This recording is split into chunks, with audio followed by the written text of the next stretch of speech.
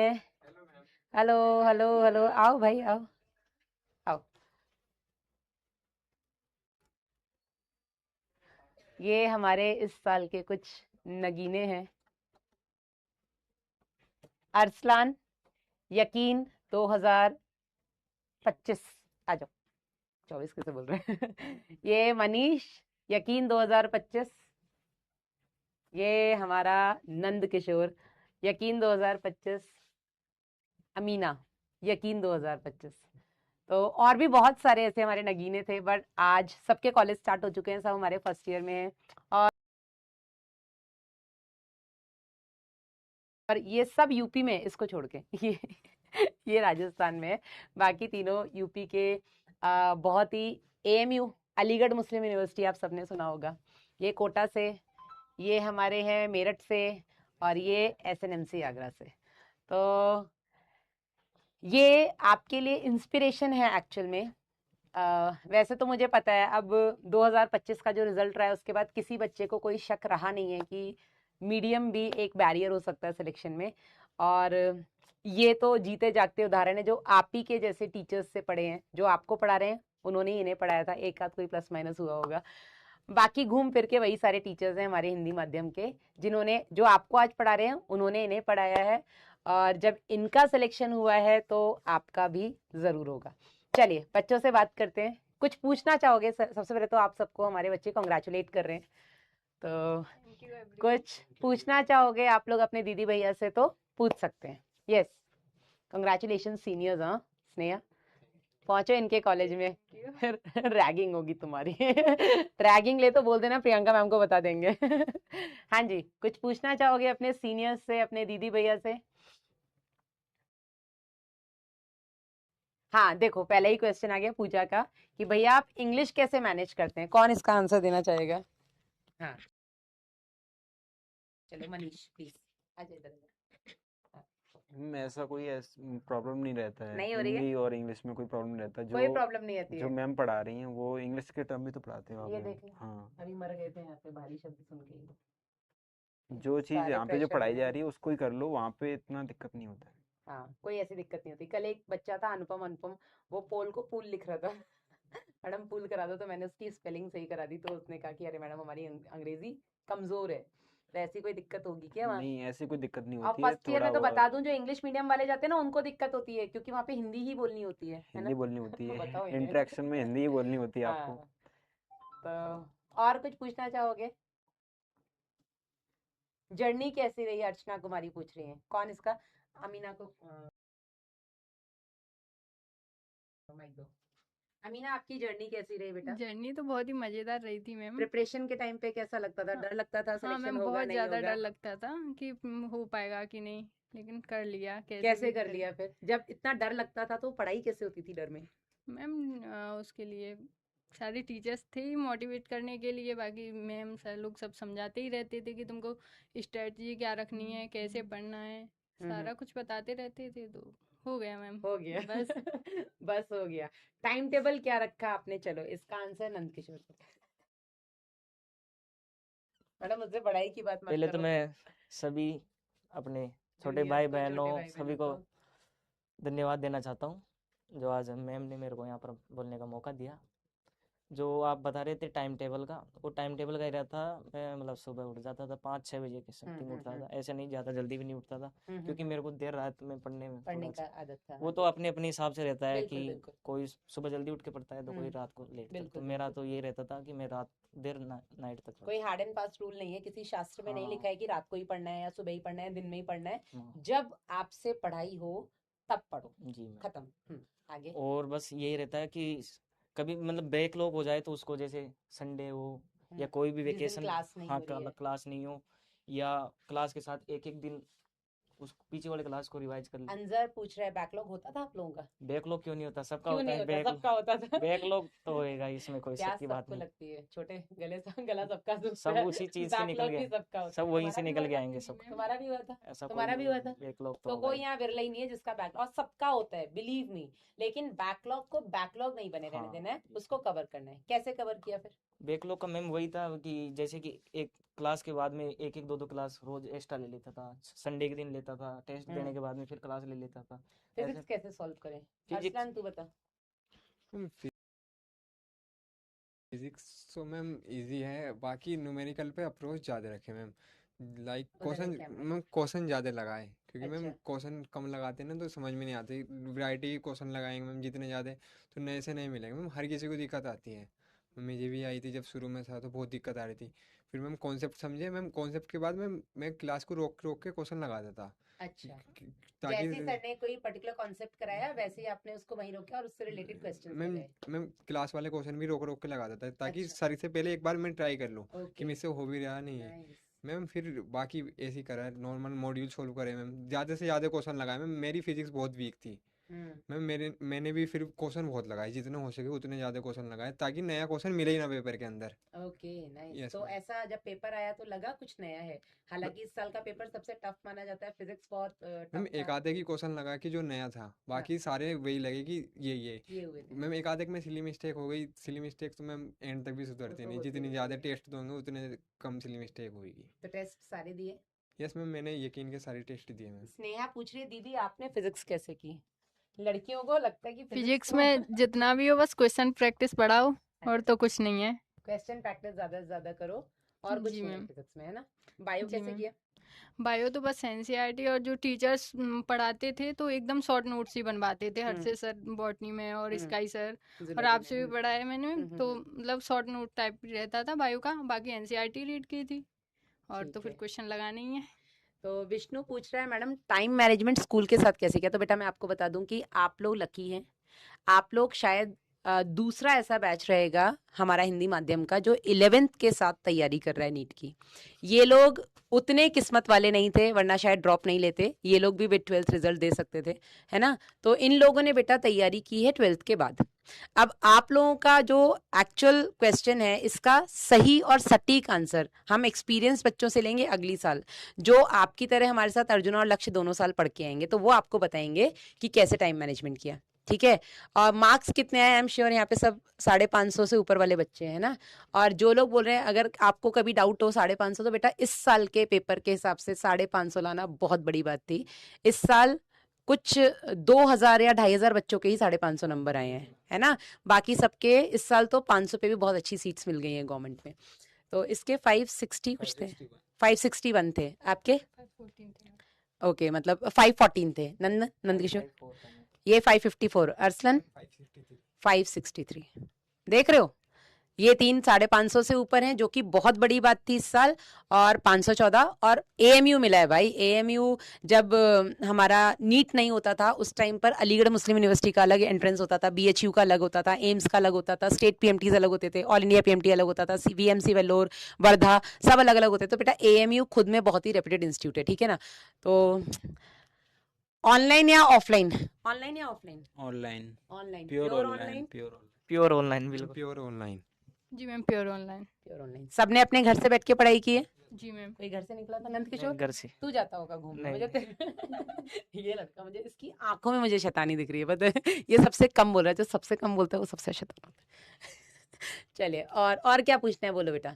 Book कौन सी की आपने प्लीज अरसलन? मैम मैंने पीडब्ल्यू के मॉड्यूल ही करे मैम, पीडब्ल्यू के मॉड्यूल्स जी किए, मैम। डीपीपीज रेगुलर किए? डीपीपी करी मैम, सारी डीपीपी करी, मॉड्यूल करे मैम। उससे ज़्यादा इनफ टाइम ही नहीं मिलता मैम। टाइम वो ही थे नहीं मैम, मिलता था, नोट्स डीपीपीज और मॉड्यूल से ज्यादा टाइम ही नहीं मिलता था। उसमें भी बहुत क्वेश्चन हो जाते हैं, तकरीबन 20-25 हज़ार क्वेश्चन हो जाएंगे मैम। फिर टेस्ट लगाओ तो बहुत सारे क्वेश्चन हो गए मैम। इसके अलावा तो कुछ करने की जरूरत ही, नए कॉन्सेप्ट मिलते ही नहीं मैम। फिर किसी भी टेस्ट एनालिसिस आप करते थे या बस जी जो दे मैम। दिया हो गया? जैसे कोई भी टेस्ट में अगर अपनी गलती हो जाती थी किसी भी प्रकार की, तो वो जस्ट उसके चैप्टर के बाद में उस आंसर क्वेश्चन जो भी गलत हुआ था वो लिख देते थे, तो वो और कभी फिर उसको सुधारते थे। हाँ, तो वो दोबारा कभी टेस्ट लगता था तो वो सही कर देते थे उसको दोबारा से। मुझे शिवा और अर्चना का एक क्वेश्चन मिल रहा है, डिस्ट्रैक्शन होता था?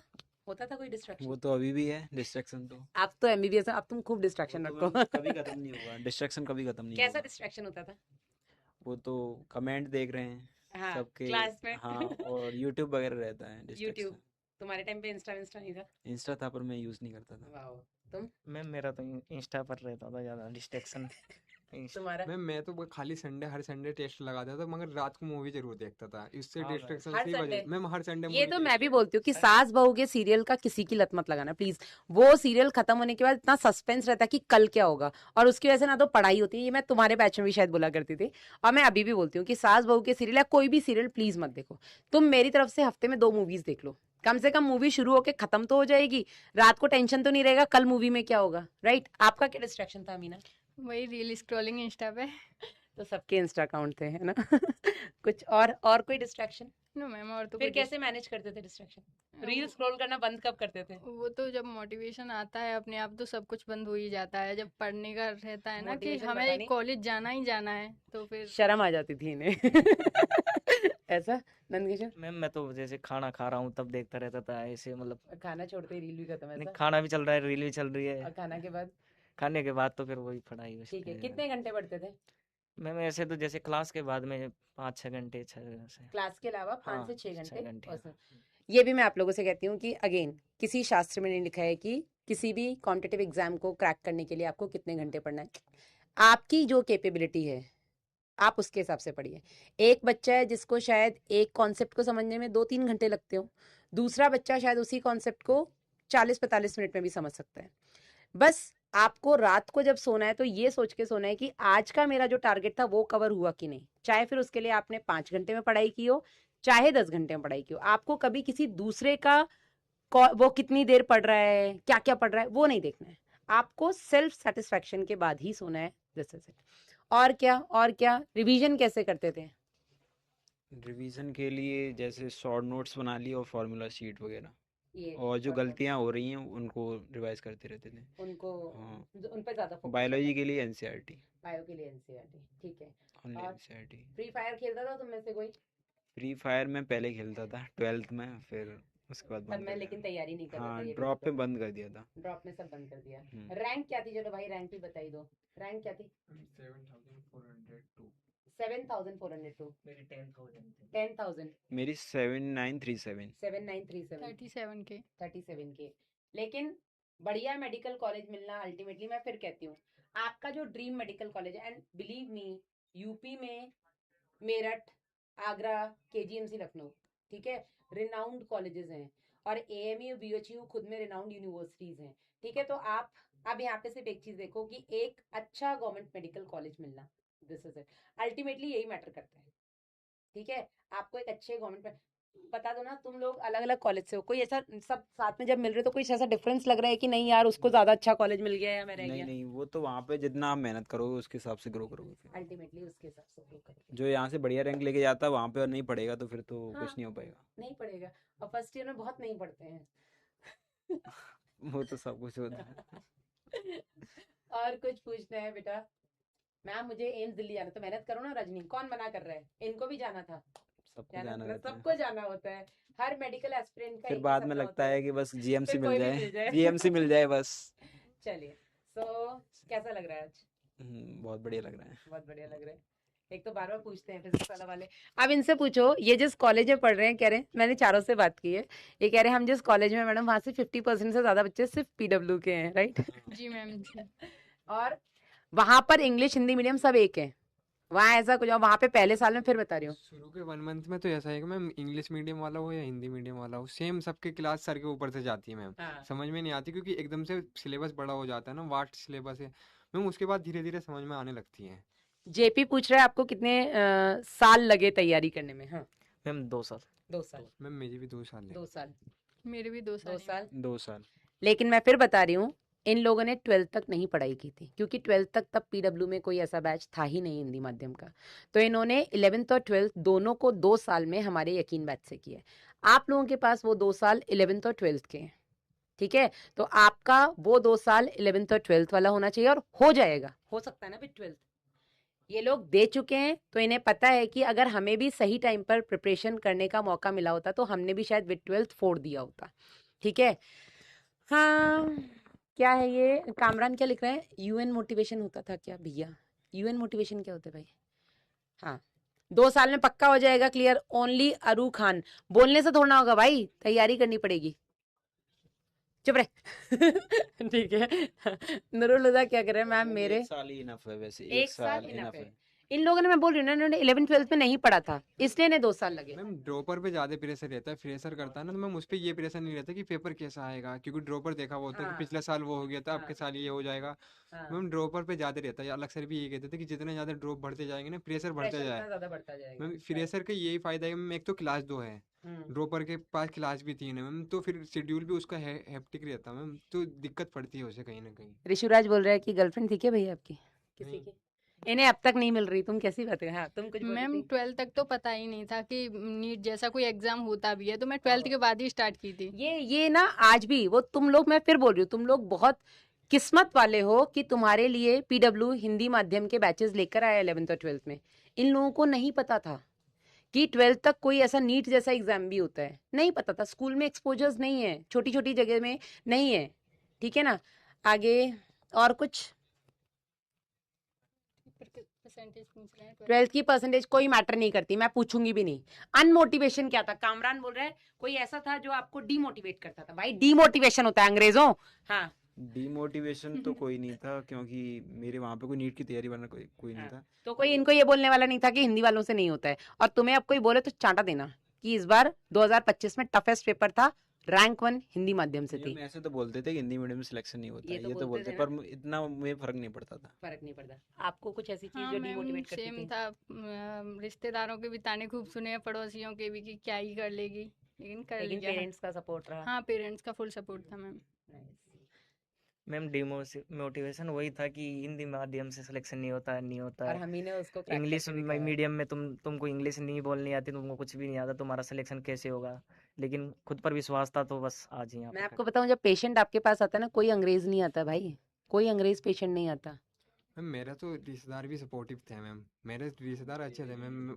मेरे जो मेरा भाई है ना, उसी ने ही बताया था कि नीट एग्ज़ाम होता है एक, तो मैम उसी के कहने पे चला हूँ मैं मेनली मैम। वही इस बार भी मैम वो 2 नंबर से रह गया मैम, उसका बड़ा दुख है मैम मेनली। अच्छा, वो रह गया 2 नंबर से, जिसने आपको मोटिवेट स्कॉलरशिप किया। में गाइड कोई कर। बात नहीं, अगली साल वो जरूर निकलेगा।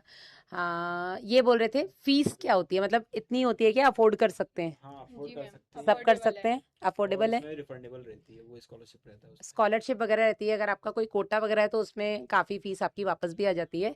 और अफोर्डेबल है भाई, लाखों नहीं चाहिए। कितना लगती है वैसे कोटा में? मैम राजस्थान में कितनी है? अभी तो 50,000 है, तो स्कॉलरशिप मिलकर हो जाएगी। 50,000 फीस है राजस्थान में।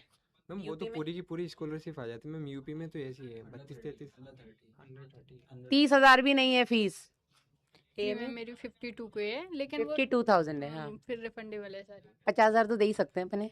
तो जो हमने सुना था लाखों, पर महाराष्ट्र वगैरह में थोड़ी हाई है ना। हाँ, वहाँ पे हाई रहता पर मैम, ठीक मगर है, वो स्कॉलरशिप भी उसी हिसाब से आती है मैम फिर। हाँ स्कॉलरशिप में उतना रिफंड हो जाए। खैर जो भी है, तुम लोग कर सकते हो, तुम्हारा सपना जो भी हो। एम्स में तो शायद 5-6 हज़ार ही है ना। है। एम्स में तो 5-6 में पूरा हो जाता है। हाँ तो कर लेना तुम 5 लोग। साल। करो तैयारी, जाओ यार एम्स। हाँ चलिए। सो पड़ोसी डिमोटिवेट करते थे, क्यों सुननी है पड़ोसी की? कौन है पड़ोसी? पढ़ाई करो शांति से। इतना टाइम है तुम्हारे पास, जाके पड़ोसी की डिमोटिवेशन सुन के आ रहे हैं, वाह, फिर तो हो गया सिलेक्शन। और कुछ पूछना है? थैंक यू बताने के लिए। अगर 11th बीत गया तो सो जो बीत गई सो बात गई भाई, 12th में दोबारा से कर लेना। इंग्लिश जरूरी नहीं है Vartika, again I am saying, Hindi माध्यम से होना भाई। बंगला माध्यम, गुजराती माध्यम, उड़िया माध्यम, ऐसे पंजाबी माध्यम, 13 माध्यम में आपका नीट का एग्जाम होता है। सबको अंग्रेजी नहीं आती ना, सब अंग्रेज होते हैं, वहां जाके सब बन जाते हैं थोड़े बहुत। और जो अंग्रेज भी वहां जाते हैं वो भी बिल्कुल ठेठ हिंदी वाले बन जाते हैं। और कुछ पूछना है सिलेक्शन आपको? जरूरी है, पहले सिलेक्शन जरूरी है। सिलेक्शन जरूरी है इंग्लिश भाई, हिंदी तो बाद में सीखते रहना। बात की बात है, बिल्कुल सही बात है। और कुछ? एक पूछ रही है अमीना दीदी, इंग्लिश माध्यम से है? इंग्लिश की नहीं लग रही है नहीं क्या? मैं हिंदी मीडियम चेहरे से पे हूँ। इंग्लिश लिखा हुआ है क्या? मैं हिंदी की लगती हूँ क्या? चलिए, सो आई होप आपके काफी डाउट्स जो आप लोग क्लास में पूछते रहते हैं और मैं बहुत बार इग्नोर करती हूँ, क्योंकि मुझे पता है अब आप लोगों के पास एग्जाम्पल्स हैं। हमने बहुत जगह इन बच्चों के इंटरव्यूज लिए हैं, उन्होंने भी काफ़ी, और आज मैंने इन लोगों से वैसे ही बात की, मुझे बहुत अच्छा लगा इनके कॉलेज के किस्से सुन के, मुझे अपना कॉलेज का टाइम याद आ गया। ये कहता है, और ये भी, अरे मैडम पढ़ाई कौन करता है? I like it. बाकी ठीक है, सब अच्छा है। थैंक यू सो मच आने के लिए, और मिलते हैं आप लोगों से, है ना, बाद थैंक यू में। Ma'am, okay thank you. बेटा, ओके चलो, थैंक यू। ओके बेटा।